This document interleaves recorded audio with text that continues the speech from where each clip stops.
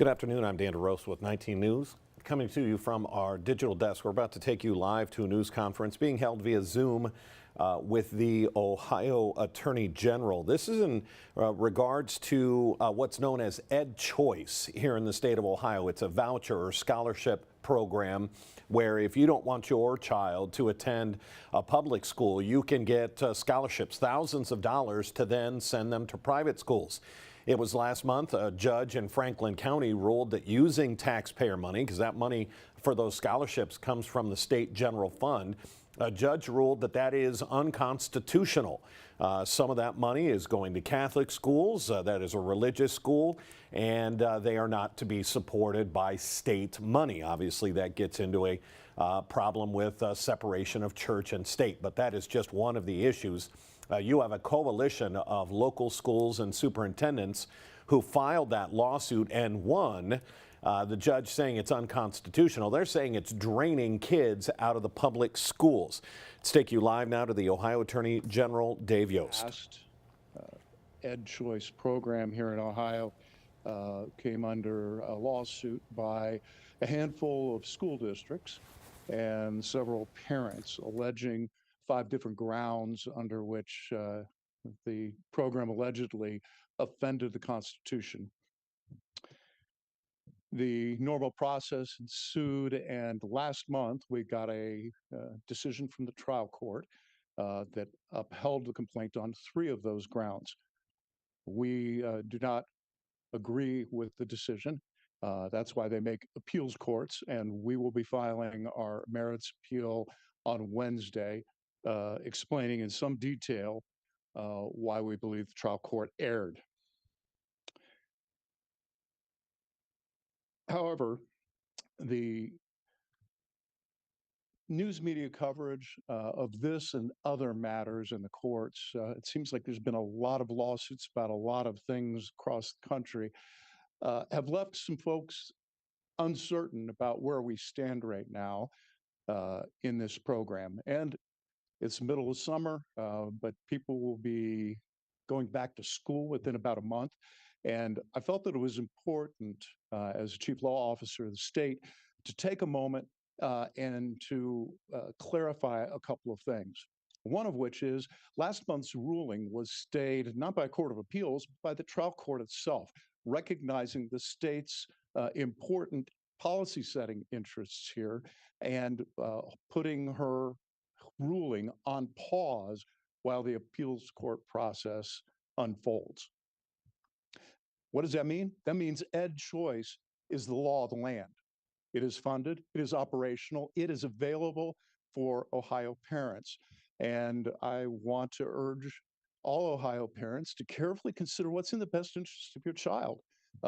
Some people will find a public school the proper venue. Others will find a private or a charter school available. The voucher program is there. And I want to clarify that nothing that's happened legally changes where we are. I mentioned that we will appeal on Wednesday. I'd like to just add that while we will talk about the substance and the law in our appellate brief on Wednesday, there is really good precedent upholding the things that were found unconstitutional. And again, we will go into that more detail in our actual filing. I feel very confident over the course of this appeal that the legislature's action will be found to be lawful, constitutional, and that it will continue to operate in Ohio into the future. Bottom line, it is the law of the land for the 25-26 school year, and we encourage people to make the best decision for their children. Now I'd like to call on my colleague, Matt Huffman, Speaker of the Ohio Health, for his remarks. House. Yes, thanks very much. Thanks, Attorney General Yost. Well, this is perhaps a little bit of Groundhog Day, I guess, regarding getting sued by folks who are against school choice in Ohio. And I think it was in this case where these plaintiffs personally served a subpoena at the Senate President's office, didn't just deliver it over to an attorney, but decided to have a process server go do it. I think in an attempt to intimidate me or somehow affect the budget process. I think it was this case, but there are so many cases or so many lawsuits that get filed by different entities. And unfortunately, a lot of those are supported financially by tax dollars from local school districts, including this one. And the frankly, I think it is a bit of a fool's errand that these school districts are participating in these lawsuits. The U.S. Supreme Court has said on a variety of occasions in a variety of different questions that it is that these various school choice programs, including the Cleveland Voucher Program and other similar ones, are in fact meet the federal constitutional guidelines of the Establishment Clause and the Free Exercise Clause. Um, I'm gonna say this phrase in the Constitution one more time for all my friends who are sitting here. I've said this so many times to them in gaggles over the last 4.5 years. The Ohio Constitution is unique. It's the only constitution in the state constitution of the United States that requires the funding of religious education by the state. The Constitution says the General Assembly shall fund the means of religious education in the state of Ohio. We should ask, is the state meeting its mandate for funding religious education? Because most of the education funding we do in the state of Ohio, by a large stretch, is not for religious education. Now, that's not really what this is about. There's interesting that this trial judge cited a little snippet of that phrase.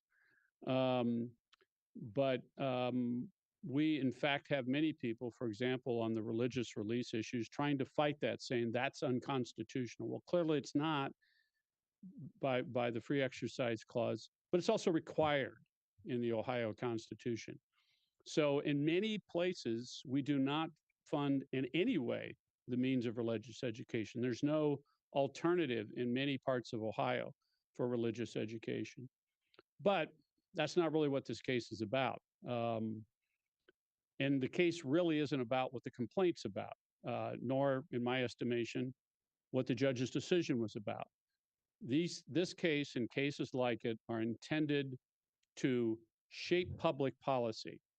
That's why these cases are often filed just during the budget cycle, or decisions are made the day before we have votes on budgets and all those sorts of things.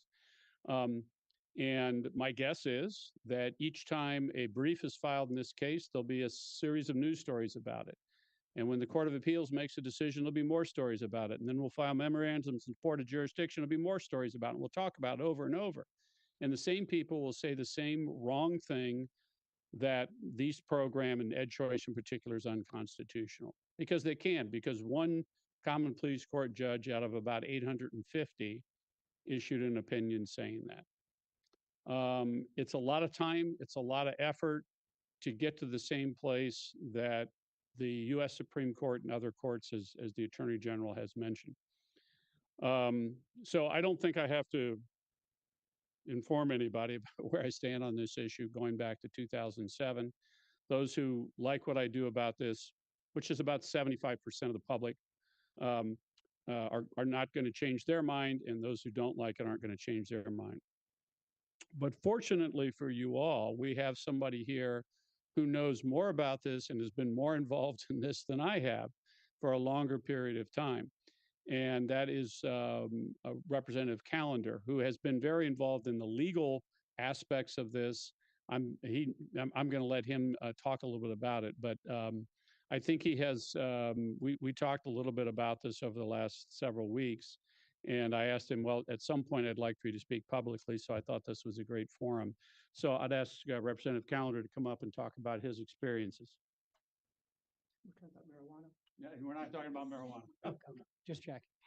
Hi, my name's Jamie Callender. I was first elected to the House back in 1996 and began serving in 97. House Education Committee, JCAR.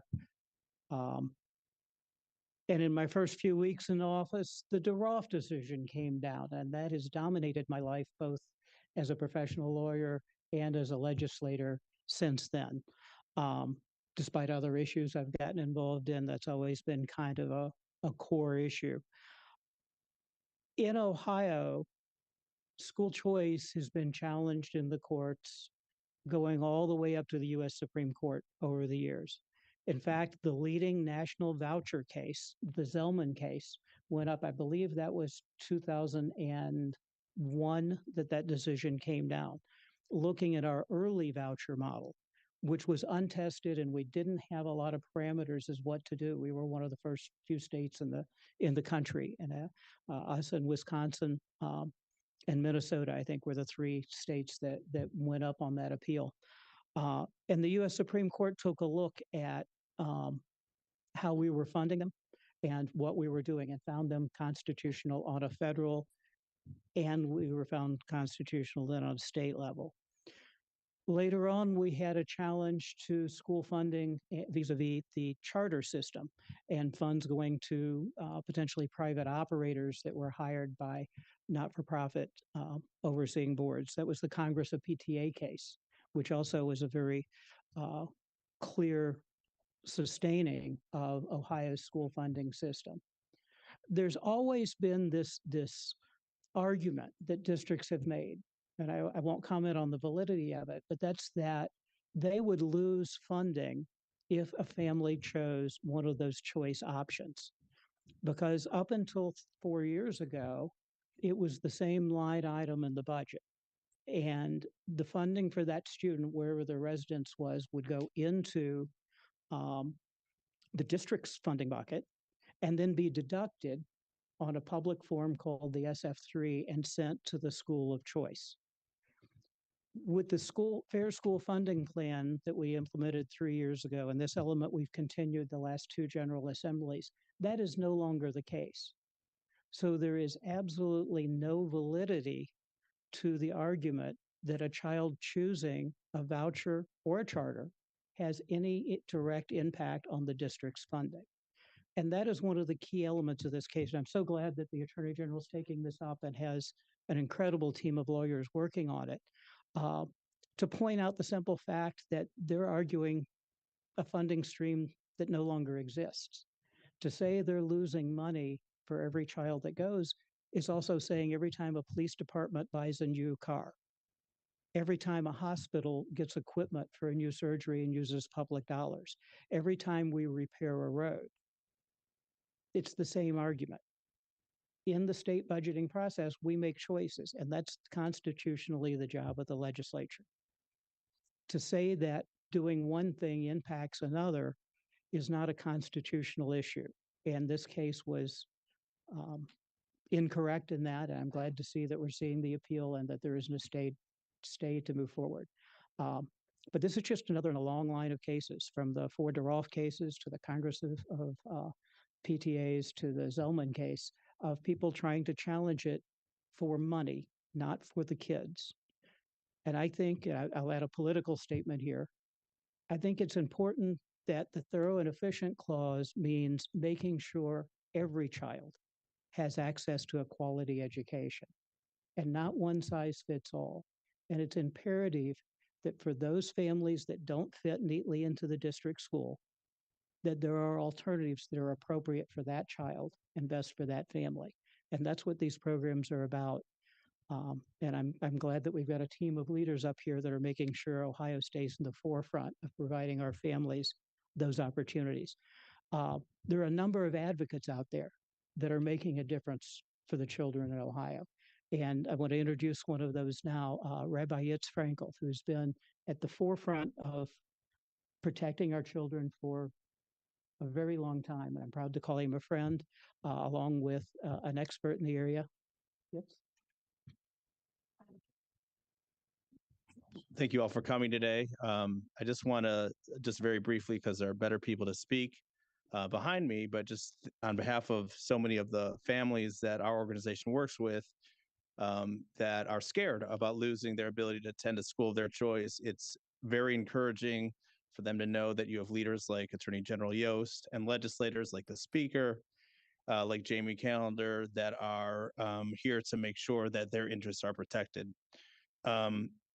without getting into all the legal arguments, and obviously we have very, very good lawyers in this building that will help make that case on Wednesday. I think it's just important to keep in mind just the human impact of this decision if it were to go through. There's over 160,000 students today that are using one of the five state scholarship programs. If that were to go away overnight, I can't even begin to tell you what kind of an impact from a human perspective that would have on these families, but also have a terrible impact on our entire state. Politically, it would have a terrible impact on our public school system. It would have a horrible impact on our non-public schools that have existed and educated millions and millions of students throughout the state. But more importantly, like this program, besides for offering a lifeline to many families, it's a good deal for taxpayers. We spend $17,000 on average for students to attend public schools. And I think that's great. We need to have a strong public school system, and the legislature's invested in that. We spend somewhere between $6,000 to $8,000 for students to attend a private school that their parents choose. That's a really good deal. The second thing is we've had two really important studies that have come out in the past couple of years. One shows that these programs have a positive impact on segregation, which is a very critical issue in our state and in this country. And more recently, there's been a very significant study that's come out that has shown that the outcomes, life outcomes, college attainment that has been caused by the EdChoice scholarship program, both for students using an EdChoice scholarship, but also for students in public schools that are impacted in some way by the voucher program, to have significantly increased outcomes, particularly for Black male students. And so I think it's just important to keep in mind as we report on this story, the lawyers can argue all they want, but at the end of the day, there's hundreds of thousands of families that are depending on Attorney General Yost being successful in his arguments. And so now I just want to turn it over to a mother of students that would be impacted if this decision were to stand, Monica Williams. Thank you so much. Well, I didn't prepare anything to say, but just the impact that this scholarship has helped my children and being at Tree of Life, a Christian private school. It definitely has given my children a wider range of education. And I just hope that everything is in alignment with what God's divine purpose and for this bill to pass. And I'm just thankful and honored to be in the room with you guys and see everyone that is possibly supporting this. And I pray that everything is, like I said, in alignment of where it's supposed to be at.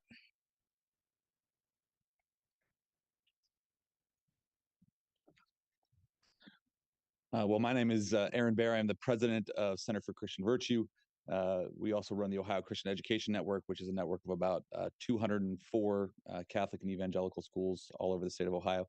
I, too, am a Tree of Life parent, as it will, and I can even testify just from Tree of Life, seeing my kids at that school. The number of kids, the diverse student population that are able to access a high quality education like Tree because of this program. But really, there are two things that are on the line in this case that I think are essential for the future of our state. The first and foremost is religious freedom.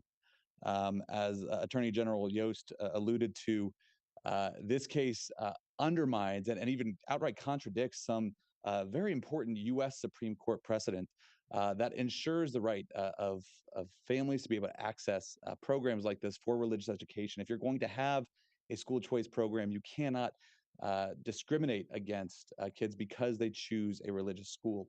And the judge in this case really went against that very important precedent from the U.S. Supreme Court that's been affirmed multiple times. But in an equally offensive way, this judge also massively is wanting to undermine parental rights and the ability of parents to choose the best education that meets their kids' needs.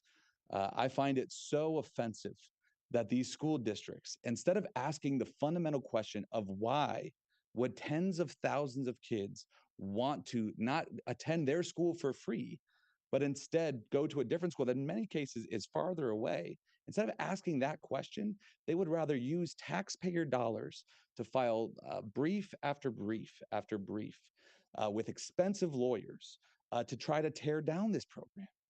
right? This lawsuit has nothing to do with the well-being of students. It has everything to do with maintaining a monopoly. And the fact that we have, as Rabbi Yitz referred to earlier, 160,000 kids that are now benefiting from this program, and more to come in the years to come. This is a great opportunity for them, and I would hope it would be a wake-up call for many of these schools to say, "Hey, why is it that many families in our community are choosing to go to a different school? Maybe we're not meeting their needs academically. Maybe we're not meeting their needs morally." Or maybe they just need a different environment altogether, and that's okay. We should be celebrating the diversity of our state instead of trying to push everyone into one monoculture. But ultimately, I think Attorney General Yost really got us going in the most important message here today, is that EdChoice is still the law of the land. EdChoice, and I believe because of the advocacy of this office, because of the leadership in the General Assembly under Speaker Matt Huffman and Senate President Rob McCauley, that EdChoice will remain the law of the land for generations to come, so more families can benefit from this incredible program. And with that, I will turn it over to Tom Fisher, VP and Director of Litigation at EdChoice Legal Advocates. Thanks very much, Aaron. And thank you, Attorney General Yost. Thanks also to the wonderful team here at the Ohio AG's office, including my good friends, Solicitor General Elliot Geiser and Deputy Solicitor General Stephen Carney, for inviting me today. Before I took up my current position at the fortuitously named EdChoice Legal Advocates, I've served for several years as the Solicitor General of Indiana. And in that role, I had the great fortune to litigate many cases alongside Attorney General Yost and his spectacular team in Ohio. They always set the standard for me and for other SGs around the country that we all tried to match. I'm excited to work with them once again in a critical case of great importance to Ohioans and to all who champion education freedom everywhere. So my company, EdChoice, has promoted education freedom for nearly 30 years. And we have teamed up with the well-known public interest law firm Institute for Justice, which has litigated in defense of school choice programs for that same period, including previously the Cleveland Voucher Program. We have formed together the Partnership for Educational Choice, which represents parents in defending freedom, education freedom around the country, including here in Ohio. Now, the lead counsel for our partnership in this case is Keith Neely from Institute for Justice, but he couldn't be here, so he asked me to attend and offer a few comments. Now, we've heard already from the compelling story of Monica Williams, and that's what this program is about. It's about parents making the best choices for their children and perhaps being able to afford an education they couldn't otherwise. And that's what we bring to the case in our partnership when we represent families in defense of programs like EdChoice. A couple of families that I want to point out to you in particular today. One is the family of Brian Ellis of Akron. He has 3 children, and his children had very negative public school experiences.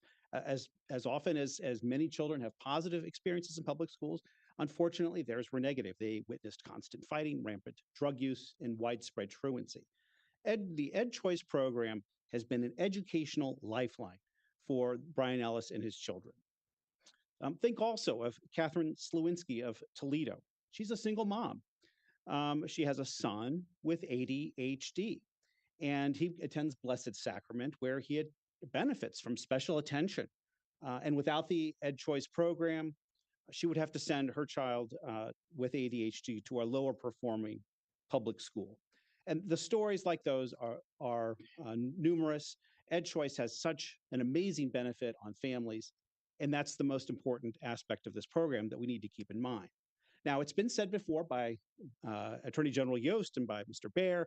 It warrants saying again, parents need not worry about the trial court's decision. They can continue to apply for and receive the EdChoice scholarships while the trial court's decision is on appeal. And we remain confident that we will ultimately prevail when the case reaches the Ohio Supreme Court. Voucher programs like EdChoice have been firmly constitutional in Ohio since opponents unsuccessfully tried to invalidate the Cleveland Voucher Program some 30 years ago. In the decades since, school choice has, like programs in Ohio, have only grown and flourished all across the country. States like Indiana, where I come from, Tennessee, Nevada, Wisconsin, West Virginia, North Carolina, and many others. And we're excited about the opportunity to reaffirm the constitutionality of school choice programs here in Ohio, where it all began. Now, our opponents operate under the mistaken impression that Ohio must choose between a robust public school system and a voucher program. But Ohio can and does have both. What's most important is that Ohio parents retain the opportunity to choose the educational program that works best for them and their children. Our opponents believe Ohio's children are mere conduits for funding for the public school system. They target children's scholarships, hoping that public schools will get that money instead. But they need to remember that Ohio's education system is a system that serves students, not a system where students serve the system. And we have to keep all of that in mind. And I'm confident that as we work together with the Ohio Attorney General's office, we will see victory when this case is over. Thank you. We'll be happy to take any questions. No questions? Thank you for coming. Oh. Where in the Constitution is that requirement that the state funds religious education, and is that going to be part of this lawsuit or this appeal? I'm going to get my phone from Olivia. I'm going to read it specifically to you. All right. But, give me about 1 minute. All right. All right. Are there any other Next questions? So the public schools often say that they have to take every child who comes, and private schools can reject people based on special needs, based on sexual orientation, based on religion. Should private schools using voucher dollars have to accept anyone who applies to their school if the parents truly have a choice? So that is a policy question that will be developed by the legislature. I'll give Jamie or Matt the opportunity to address it if they'd like. I'll go ahead and hit on it.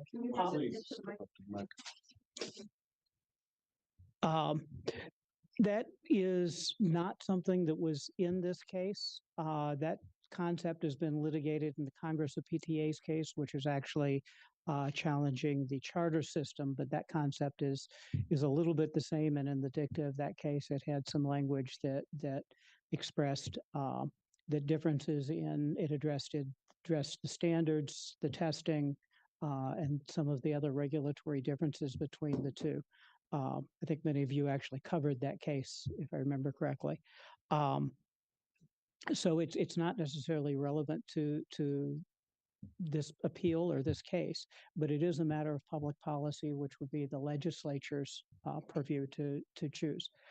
I would make note, and I think it's very important, that we have some school districts in the state that are getting well above $20,000 per student, whereas the vouchers are a significantly lower dollar amount than that.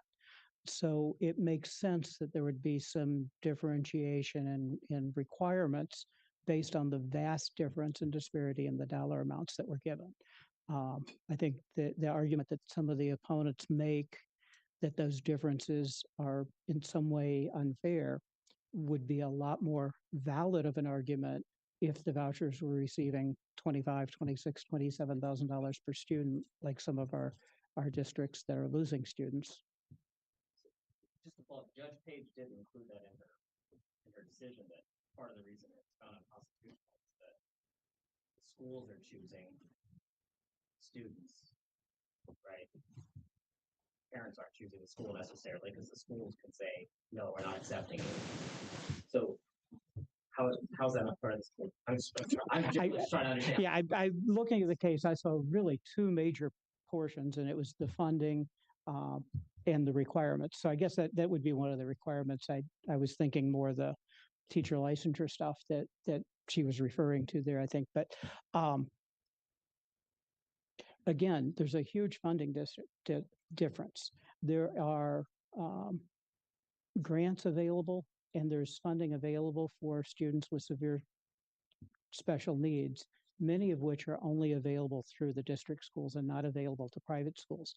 So to force a private school to accept a student that may have significantly extra cost to educate because of medical or mental conditions they can't do for the voucher that we're giving. So it is not practical to try to force them to accept those students.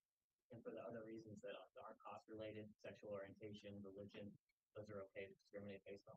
I think there was a voucher case that just came up out of Oklahoma that addressed some of those issues in the U.S. Supreme Court that you might want to take a look at.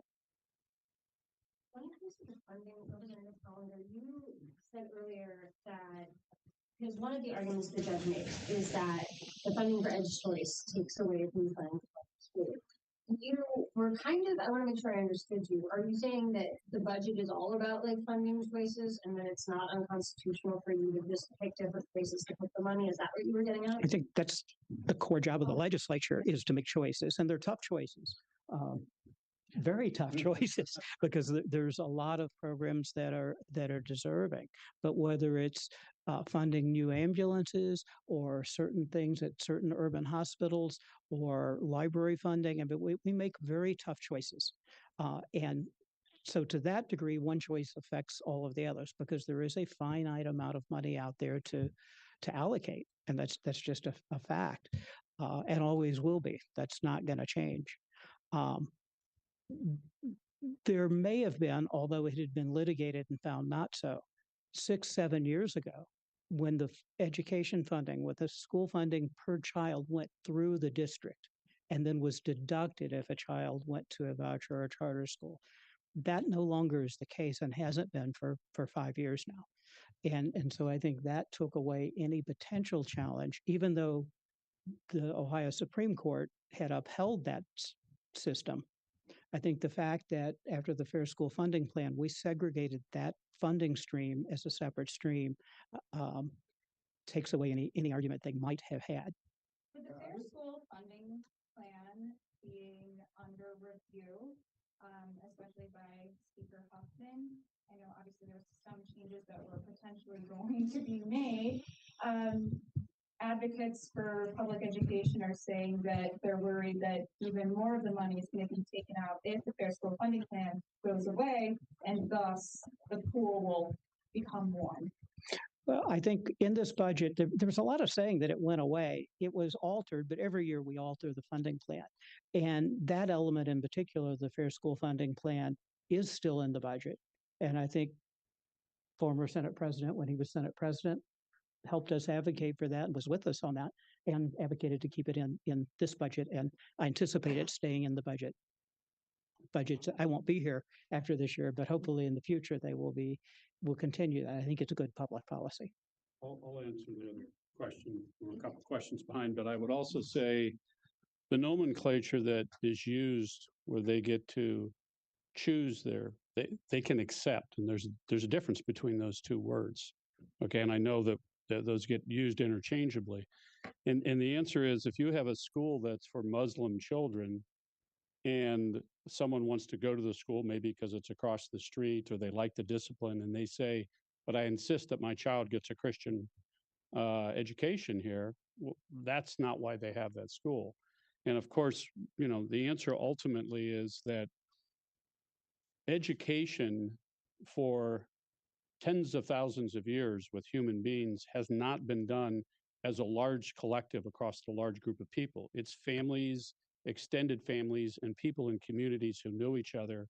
And of course, as we formalized education in the last 100 years or so, we grew into this model. And the model we have now really is only about 30 or 40 years old, maybe 50 years old. In Lima, Ohio, we had 9, before that there were more, but most recently 9 elementary schools. Everyone in Lima, Ohio walked to school because the school was in your neighborhood. Then they combined it into 5 because I don't really know what the logic was. So finding a school that best fits a child doesn't mean I want to go to that school. That doesn't mean you get to choose but you can accept the people who you're able to educate. And I admit and agree that that's more of a burden on public schools, and that's why they should be more highly funded than a $6,000 or $8,000 voucher. And the average cost of that has gone up dramatically, especially in the last 3 budgets. It's $16,300. The most expensive school districts are in the mid to upper 20,000s per year per child, because they do have those extra costs. That's one of the reasons why we increased the amount of money for the John Peterson and I think autism scholarships to reflect those costs too. But let me read you the Constitution, which I get to do this right here in the Attorney General's office. So that's a pretty cool thing, right? So Article 1, Section 7 of the Ohio Constitution, the last sentence, I'll read it to you. Religion, morality, and knowledge, however, being essential to good government, it shall be the duty of the General Assembly to pass suitable laws to protect every religious denomination in the peaceable enjoyment of its own mode of public worship, and to encourage schools and the means of instruction. So I'd ask any legislator, I'd ask any member of the public, what are the laws that we were passing, the suitable laws to encourage religious schools, and the means, which means money, what are we doing for the means of instruction? Now, you could say, well, religious schools get administrative expenses, they get auxiliary services. We have an EdChoice scholarship program. They don't all go to religious schools, but mostly religious schools. But if you're in a small county, say in southeastern Ohio, where there are no private schools at all, what are we doing to help with the means of religious instruction in those communities? And the answer is zero. Now, is there some set of parents out filing a lawsuit over that because Ohio is doing nothing for the means of no, because they don't have the wherewithal to go out and hire big lawyers to file lawsuits. They don't have public tax money to go and file lawsuits that are being used to shut down the other, in some cases, means of religious instruction. So we don't talk about that phrase because the people who might benefit from that religious instruction, the means of religious instruction being provided by the General Assembly as mandated, those folks don't necessarily all have a voice. So I hope as we go forward, we'll talk more about that right that is a fundamental part of our Constitution and in the Bill of Rights in the state of Ohio, and unique to any other constitution in the United States. Is that part of the loss, the appeal? Is that argument being made in the appeal? I'm not too smart enough to work for Dave Yost. I wish I was, but the judge kind of talked a little bit about that a little bit in this. So whether that's part of it or not, but I think it needs to be part of the public policy discussion going forward. Mr. Speaker, it's very unique to have the Speaker Attorney General on the stage like this, defending, something like this. I want us to focus on public schools because as Speaker and as Attorney General, the state, the people of the state expect that you will be the people defending public schools, and whatever is lacking, that you should be able to work hard to improve. From some of the speakers, it shows that they are actually not for public schools because they feel that public schools are lacking certain things that their children should have.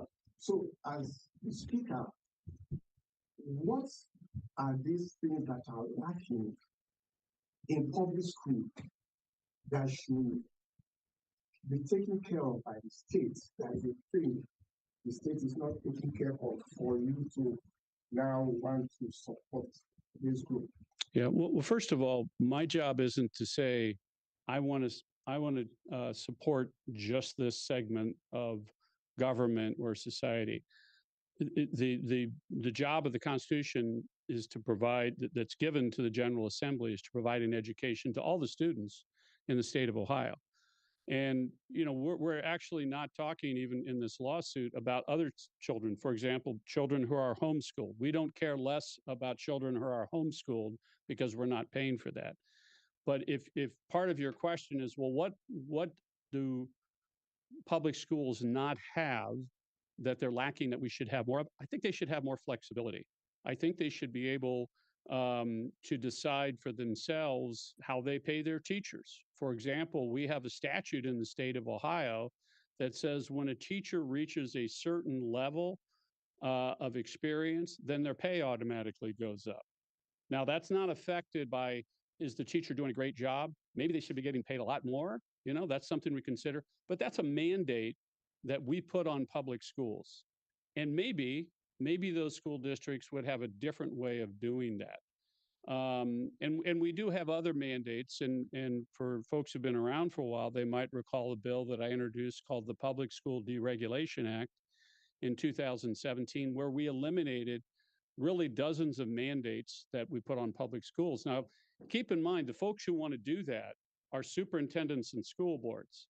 The people who don't want to do that are the employees, because those employees join a union because more employees are higher. And so within that sphere, within the public schools, you have these folks, they disagree exactly what should be going on with public schools. So as I said, my job is much more broad, much more complex, I think, than saying we just have to support public schools, because we are. In the first 20 years of this century, public school spending went up, adjusted for inflation, 50% above inflation in the first 20 years, okay? We then had the budget of 2021, record increases for public school spending. We had the budget of 23, record increases for public schools. Now, the General Assembly passed a bill which increased funding to public schools $600 million. And I will tell you that there are some school districts that are very conservative in their spending. Bluffton, Ohio, $12,000 a kid, $4,000 below the average. But there are some other schools that are spending every dime that they have. And so unfortunately, in some of those school districts, you have fifth graders who don't know how to read. So we need to have more flexibility. Let's give money and encourage public schools who are doing a great job, not just with kids who have two parents and of course are likely to be successful, but with all the kids. But when in districts where where they're failing those children, our job is to help those kids. And if a better job is to have them in a small private school or a charter school or some other function, that's what I want to do. Okay. Hold on, real quick. We're going to go to a couple questions online. They've been waiting as well. So Okay. reporters online. All right. For the reporters online, the first question is from Kurt Weinschnecker. Sorry if I butchered your name. With the Ohio Midfield News Group. Kurt, Yes, can you I'm unmute? with the River Network, based in Bel Air, Belmont County. And I just want to make sure that I'm understanding how the school funding stream under vouchers work, because I remember the old system where it would go through the district. And if you could clarify and amplify a bit on that, I just want to make sure I have this straight. Does the voucher come directly from the state to the charter school or to the parents? Yeah. So several years ago, or when this first started out, the concept is that with each child who goes to a public school, they get a certain amount of money per child to go to that district.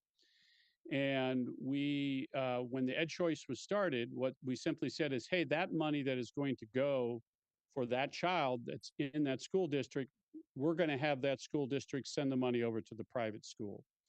Now, interestingly, a lot of folks, a lot of districts, I should say, were getting a lot more money than what those vouchers were worth or those scholarships were worth. So in Dayton, Ohio, they'd be getting $10,000 to $12,000 from the state, but sending a voucher or a scholarship check to a local Catholic school for only $5,000. So the Dayton public schools were making money off of the deal. However, for years and years and years, the complaint was brought by the schools only getting $1,500 or $500 per child from the state.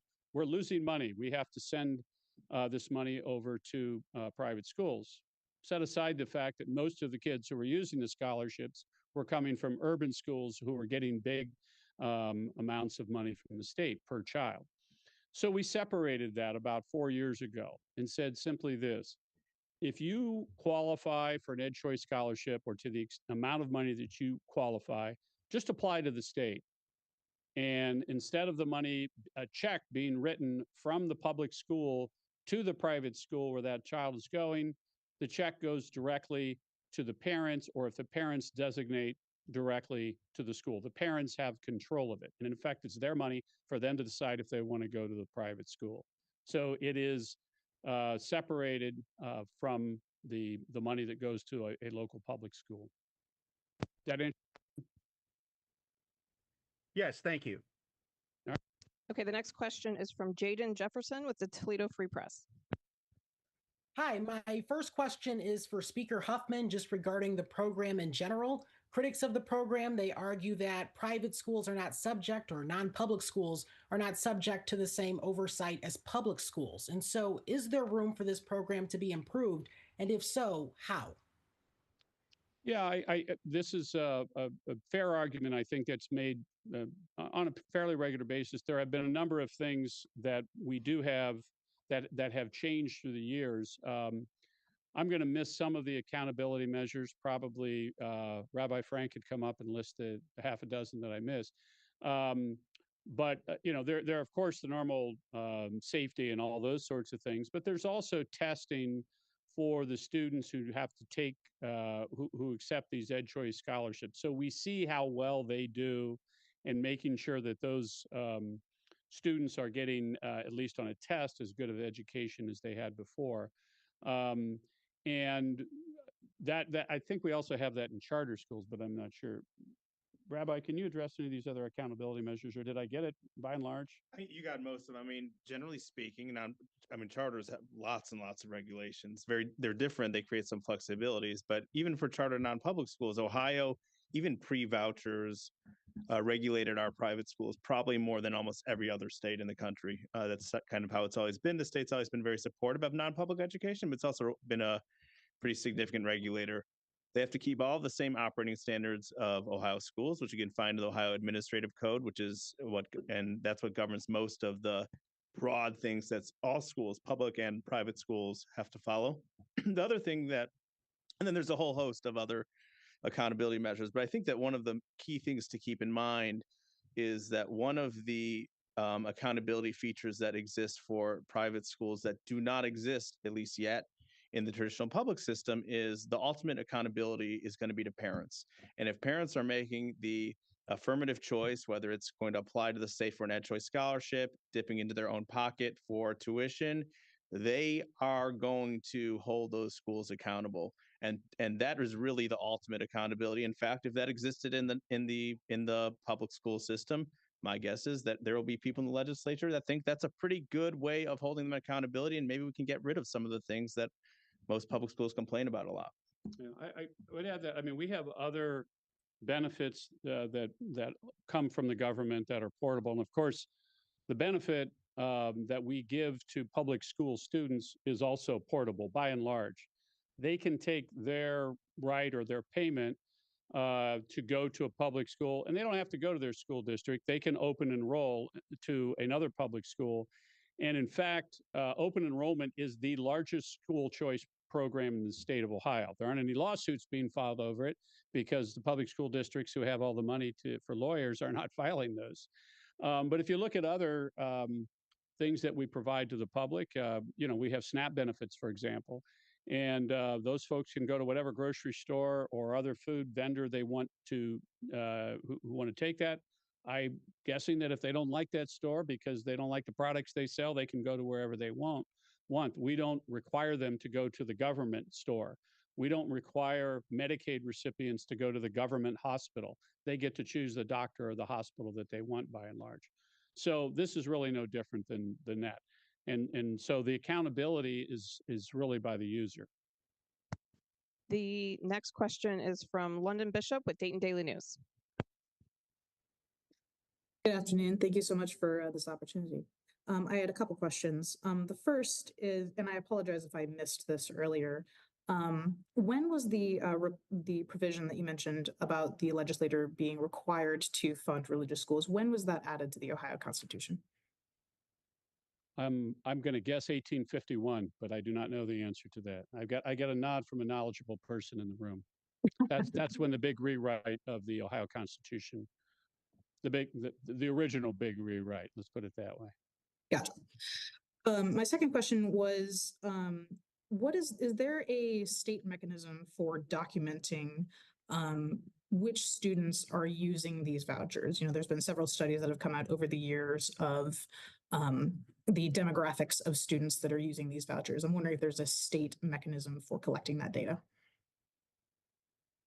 Yeah, the state collects a lot of that data. I don't know specifically what you're looking for, but the state collects information on who's using a voucher and including various racial subgroups, obviously income levels, and then it also receives all of their testing data. The EdChoice Scholarship Program requires students to be tested using a set of pre-approved tests that are approved by the Department of Education and Workforce.